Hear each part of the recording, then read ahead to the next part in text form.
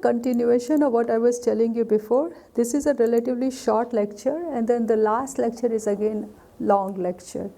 2 lectures were short today, 2 lectures are long today. Okay, so this is just a tumor microenvironment. Okay, so you already know about the traditional chemotherapy and cancer immunotherapy, and if you have a cancer cell, there are many ways to target it. This is something we are going to study in details today, and some of the things you have already studied, but we'll repeat those things again because this is immunotherapy. So there are many ways to target cancer cells. Okay, so why immunotherapy works? Because it is less toxic than chemotherapy. First thing, long lasting immune memory. So you give it once every 3 weeks or once every month, and it keeps on working. Okay, it can produce durable, complete, responsible, highly specific, effective against metastatic cancer. Why immunotherapy doesn't work? Because, tumors escape by down-regulating antigen presentation via down-regulating MSC1. Okay, creating an immunosuppressive tumor environment, expressing multiple immune checkpoints, having low mutational burden. What is the meaning of that? Can anyone explain to me? What is the meaning of low mutational burden? Anyone? Or tell me, what are neoantigens? I told once today.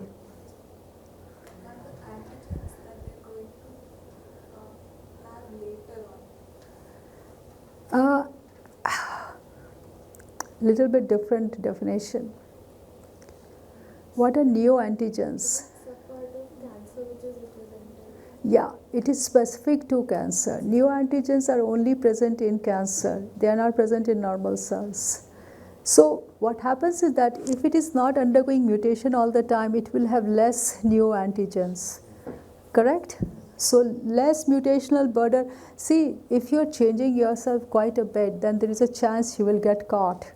But if you don't change, then you may not get caught. So just for hiding antigens, if they have low mutational burden, that means they are not mutating all the time. They have less neoantigens, less chance of getting caught by the immune system. That's what it is. Okay. So have you guys heard of hot versus cold tumors? Hot versus cold tumors? Anyone has heard about cold versus? Can you define it if you hear it? What does it mean, cold tumor versus hot tumor? Cold tumors are those tumors which are resistant to any therapy. So you have to make them hot, and if they're hot, you can attack them. Okay, so that's what the meaning is. So hot tumors are T cell infiltrate. If they're hot tumors, T cells get into those tumors and they will kill it. Okay. And cold tumors, poor response, require real strong combination therapies. Okay, so PD-L1, tumor mutational burden, microsatellite instability, gene signatures. Don't go on the details. There are many factors which can make a tumor completely unresponsive to therapy. That will be a cold tumor. Okay, and hot tumor, it is much easier to attack hot tumors. So, I'm going to come to that, all of those things slowly. So these are the 8 things we will study now. This is different kinds of immunotherapy. Some of them we have covered in, when we were discussing about immunotherapy. Some of these are new. Actually, almost all of these things are covered in some way or the other. Okay. So immune checkpoint inhibitors. Can someone explain PD-1, PD-L1? Instead of, I repeated it many times today also, but I want to hear from any one of you. What is PD-1, PD-L1 therapy? So PD-1 is expressed on the T cell. Yeah. And PD-L1 is expressed on the tumor cells. So basically when both of them sort of lock into each other, they're going to reduce the activity of T cells. Very good. And where is PD-L1 naturally expressed? Naturally expressed in the absence of cancer? APC cells, right? And that is a way to prevent autoimmunity, right? Very good. So that is PD-L1. Now, can anyone tell me about CTLA-4? 1, how does that work?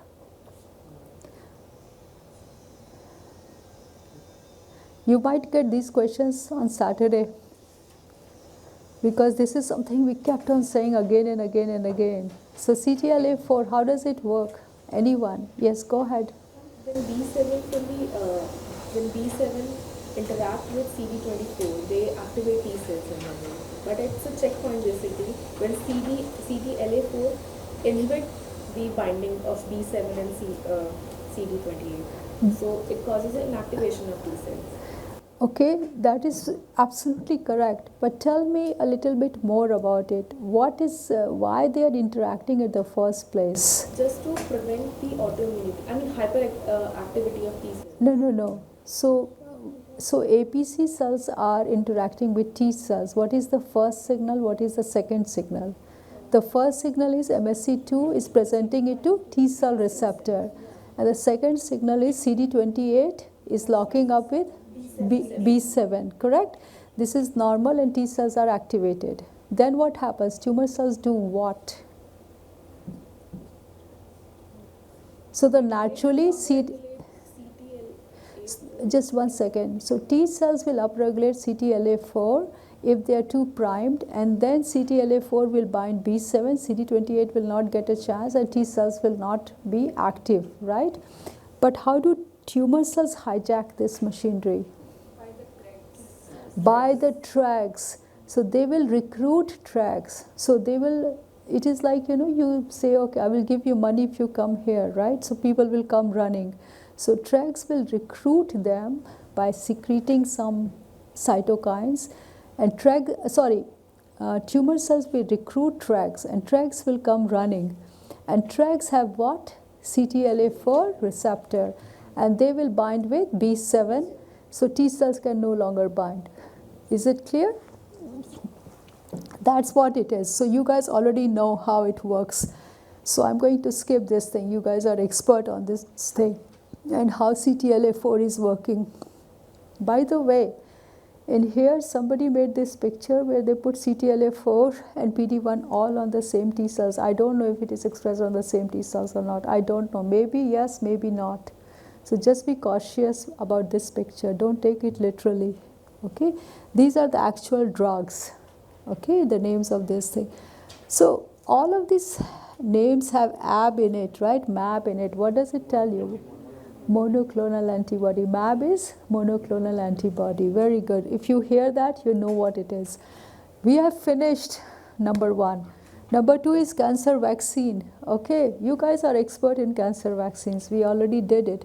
You know what a vaccine is, right? Many of you are very interested in oncolytic virus, right? Yesterday also many people were there. This one just happened to have a lot more information than what I have given you before. So vaccine, you know. So if you have to make a vaccine, what kind of antigen will you use? Very good. You will irradiate cancer cells, but what kind of suppose you have to develop a vaccine. So how will you choose the antigens? Which antigens will you choose? Anything from cancer cells, or which are specifically expressed in cancer cells? Right. That is the key, right? So cancer cells have many new antigens, so you want to do that, right? Suppose it is overexpressing HER2, you still don't want to do HER2 because normal cells also express HER2. So you have to go for something which is very unique to cancer cells, right? Very good. Okay, and then you know exactly how vaccines work. Okay, so we will make so you can make cell-based vaccine, dendritic cell-based vaccine, you can make viral-based cancer vaccine, peptide-based vaccine, nucleic acid-based vaccine. It can be anything. So what you do, you collect the sample from the tumor, then you sequence it to identify new antigens, then you make like immunogenic antigen, then you transfer it in a viral vector, you make the vaccine, then you add it to that, and then basically the body will take care of it. Okay, so this is the whole process. Vaccine. So you can have cell vaccine, protein vaccine, RNA vaccine, DNA vaccine, dendritic cell vaccine, or even peptide vaccine. There are many flavors of it. Monoclonal antibodies you guys know, but I still will tell you something new here. So there are antibodies which can directly kill the tumor cells. These are approved. This is HER2 antibody. So just by binding it, it is inhibiting the signal from HER2, right? So that's one thing. Second thing, by binding it, it is recruiting the immune cells there, and then the tumor cells are killed. So that is direct. ADCC mediated killing recruit NK cells. These are natural killer cells, so they will kill. And then you have conjugated antibodies where you can attach something to the antibody. An antibody will bind to the tumor cells and the toxin will be delivered to the tumor cell and the tumor cells will die. So I want to show you something. I was telling you about the humanized antibody all the time, right? What exactly is humanized antibody? So keep in mind, whenever you are using monoclonal antibody, it is really big in size. And because it is big in size, it is only going to target extracellular receptor, right? Having said that, they are still very useful. So they are Y-shaped structure. So this Y, the internal Y, this is the heavy chain, and these two, the 1, 2 outside, they are called light chain, and they are attached by disulfide linkage. Okay, these are disulfide linkage. Now this is a mouse antibody. So initially when we started with mouse antibody.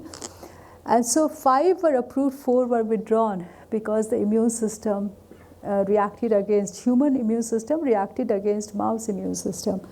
So then we made chimeric. So remember, the last part is the one which recognizes the antigen. This is the final part. So they kept this part same. They replaced the whole thing with the human. So this is chimera. So 6 were approved. Then they further changed this part also. So this pink part is the only mouse part. These are humanized. They look almost like human antibody.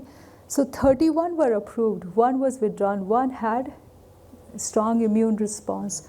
Now it is completely humanized, and all of them are approved. 15, they tried 15, everything was approved. Okay, so these are humanized antibodies. So what is the meaning of, see, this is heavy chain. The whole green thing is heavy chain. These are the light chain, and this is the variable region which recognizes the antigen, which differs from one antigen, one antibody to the other antibody. So it is very easy to replace all of this part with human because this is the variable part. But now we are smart enough to completely change it to human sequences. So the human body does not have a response against the antibody. So direct tumor killing antibodies are very simple. That this is a famous antibody, so it binds to the, so this antibody binds and it recruits, it is not even showing you the tumor cells here. Let's go here, these are the tumor cells here. No, this is a B cell, just give me 1 second.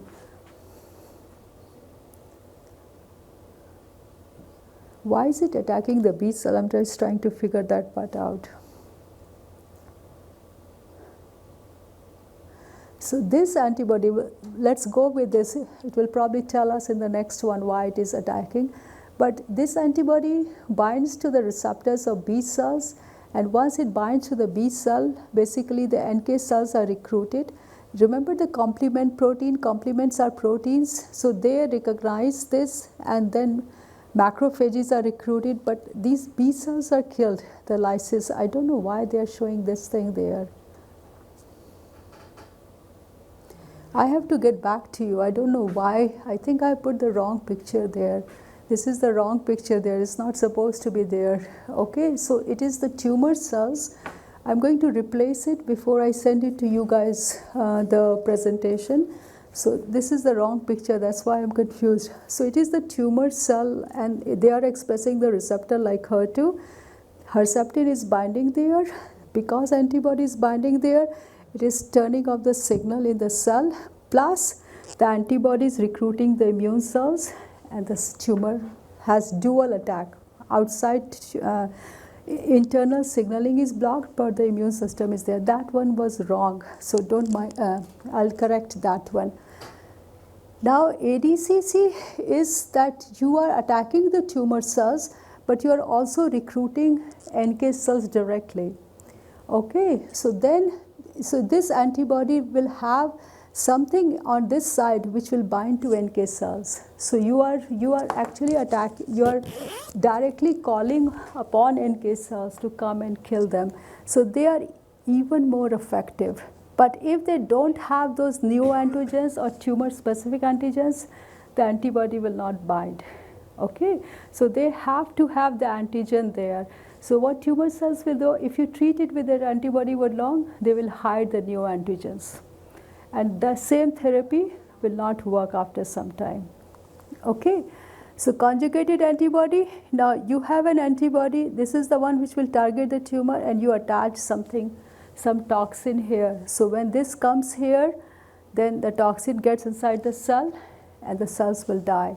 So this is a beautiful this thing, the antigen is binding. So this is our famous Herceptin, this is the trade name.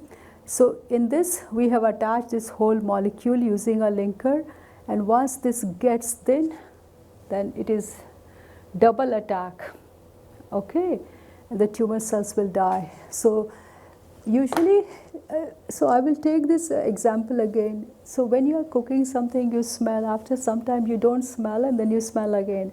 So why do you don't smell? Because the receptor which is involved in smelling, it is endocytosis. The receptors are taken away inside, and there are no receptors left, and they are in the, they are all endocytosis, and after some time they will be recycled back, and once they are recycled back, then we will start smelling again.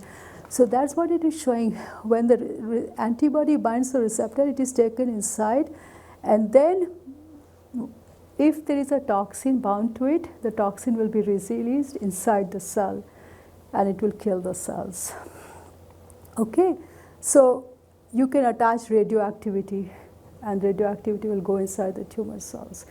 And you know what you can do? You can also, 29th lecture of our 29th lecture is all about drug delivery, how you can smartly deliver a cytotoxic drug specific to the tumor. So one of the things they do, the tumor microenvironment is very acidic, so they make pH sensitive linker. So it goes there and it is bound there like a prodrug. But when it goes near the tumor, because of the pH drops, it cleaves off, the drug is released, directly goes to the tumor cells, and they die. Okay, so basically the point is tumor is trying to outsmart us, and we are trying to outsmart the tumor. It does something to make itself not vulnerable, but when it makes itself not vulnerable, that's when the new vulnerability actually is there, and we exploit that new vulnerability now. Okay, so it releases lactic acid to keep everyone away. Now we use the acid as a way to specifically weaponize acidity against the tumor. Okay, now we'll do cytokine therapy. So TGF-beta can draw in blood vessels and recruit immune cells that support tumor growth. So if you block TGF-beta, you stop angiogenesis. Okay, now another example is that IL-2 drives the development of helper T cells. So if you have helper T cells, then B cells will make antibodies. So if you give IL-2 cells, tumor cells will have more helper T cells, and if they have more helper T cells, they will eventually kill the tumor cells. Okay, this is untreated cancer, huge blood vessels. You add interferon alpha, it has anti-cancer immune functions, it is anti-angiogenic, it will kill the blood vessels, tumor cells will die. So cytokine therapy will also kill tumor cells. This is untreated cancers. If you add IL-2 will bring in cytotoxic T cells which will kill cancer cells. Okay, now you guys are very fond of oncolytic virus thing, because yesterday and day before yesterday and before that everybody is asking me about oncolytic virus. Something is at least a hit here, right? So let's look more about oncolytic virus. I made these things before I came here, but it has a lot more information than what I gave you guys previously. Okay, so the first property of oncolytic virus is that it replicates only in tumor cells. It does not replicate in normal cells. That's the first property of oncolytic virus. So if you give oncolytic virus, normal cells will remain normal, they will not be affected. But tumor cells, it will go inside, it will divide, form so much, tumor cells will lyse up. When they lyse up, all the things they are hiding, all the antigens will be exposed, immune system will get activated and further clean up the system, right?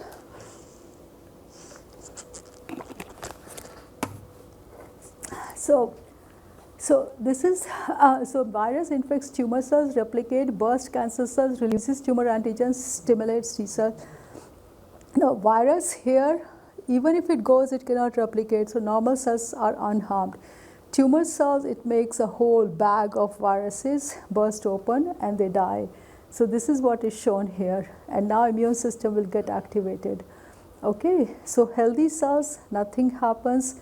Tumor cells, they will release, and once they release, all different cells will come there and eat it up. Okay, now there are two ways to deliver the oncolytic virus. You can inject it directly in tumor, especially if they are exposed tumors, okay, or if it is easier to add it there. So directly inject it, or you can even give it systemically. So it is basically going through your entire body. And actually somebody asked me yesterday, what about the immune system? It is activated. Usually it is not. Once in a while it will have some effect, but it's not severe effect. Okay.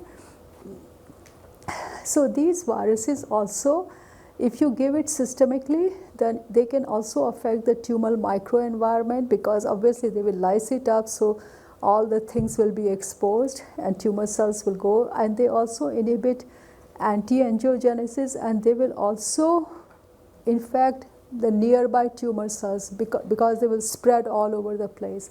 So this is actually very effective. Oncolytic virus is very effective in cleaning up the tumor cells.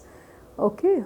So virus infect cancer cells, replicate, and you can actually control the disease. Okay. I don't know. I personally have not heard of anyone undergoing oncolytic virus therapy. Like when I come across cancer patient, I only hear about immunotherapy basically, or chemotherapy. I don't know why oncolytic viruses are not given. Oh, I know why they are not given. Can you tell me why they are not given so often? Or why don't you hear so much about it? Now I remember. You said that. Huh? They are not approved by Ma'am, FDA. They are approved probably. Let's say they are approved. when they finally go to the cancer cell and do the work like replication and bursting the cell, they still antigens still remain there, or it may affect other cells. No, but that is good. That is good. When they burst open the tumor, the immune system comes, macrophages come, they eat up everything. So that is really good actually. Are they very specific to tumor, tumor cells? Yeah, they are very specific to tumor cells. Expensive to make, like treating them, be expensive. You know, I would personally think they should not. I'm also thinking with you guys, because I'm also wondering why I don't see them very often. Because I am in touch with a lot of cancer patients here and there, and I never heard about and my friends are doctors and oncologists. It could be because tumor cells show heterogeneity, so the effectiveness of the virus may not necessarily be as much as we are expecting. See, that is definitely true, but that is also true for targeted therapy, right? Because of the heterogeneity, that's a huge headache, heterogeneity. But I'm wondering why oncolytic virus is not used as such. And I was going to say, but then I realized what I was going to say is wrong. I was going to say, but they don't know the antigens, so what they're going to attack. But there is not a question of antigens here. The question is of the virus there. Virus is replicating in tumor cells, so maybe they have to make, I have to read about it, why it is not so prevalent. Because it seems like a fantastic approach to kill tumor cells. And mutation in the virus can be a problem. They are mutated in the... Yeah, but when they, so you mean the mutation can harm normal cells? No, the specificity will be lost if their virus keep mutating. The whole principle is that it should not do it in normal cells. So, but you are right, if somehow it mutates and it starts harming the normal cells, it will be disastrous. The person will die. I have to read about it. Let's read about it and then we discuss it tomorrow. Because I'm curious, because I keep hearing for everyone I know, immunotherapy, nobody has undergone. So is it just a concept or people are still using it? Let me check on it, and you guys are very welcome to check, and we can discuss it tomorrow because it seems like a really neat therapy. Okay, this is done. I told you one was small. Okay, now the last one is long. Wow, we have good time.